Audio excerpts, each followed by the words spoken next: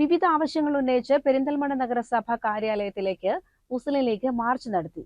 ഓഫീസിന് മുന്നിൽ march police തടഞ്ഞു. മുസ്ലിം ലീഗ് ജില്ലാ general secretary P T. Hameed MLA. ഉദ്ഘാടനം ചെയ്തു. ശക്തമായ താക്കീത് നൽകിക്കൊണ്ട് മുസ്ലിം ലീഗ് പ്രവർത്തകർ നടത്തുന്ന പ്രതിഷേധ മാർച്ചാണ്. പതഞ്ഞു പൊങ്ങുന്ന പ്രതിഷേധത്തിന്റെ തീജ്വാലകൾ ഉയർത്തിപ്പിടിച്ചുകൊണ്ട് ഇതുവഴി കടന്നു വരുന്നത്. പ്രിയമുള്ളവരെ, അനുഗ്രഹിക്കുക.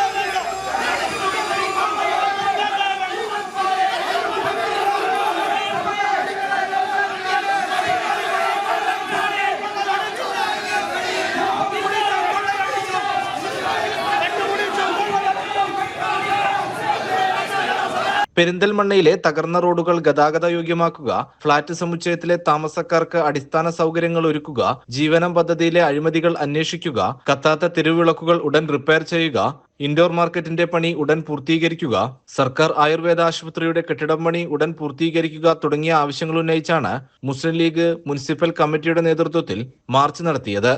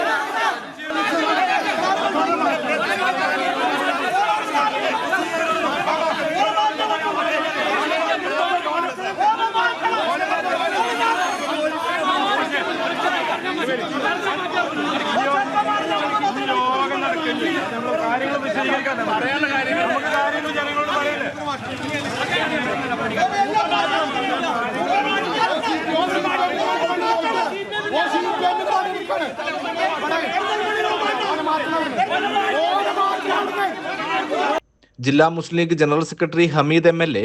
മാർച്ച് ഉദ്ഘാടനം ചെയ്തു.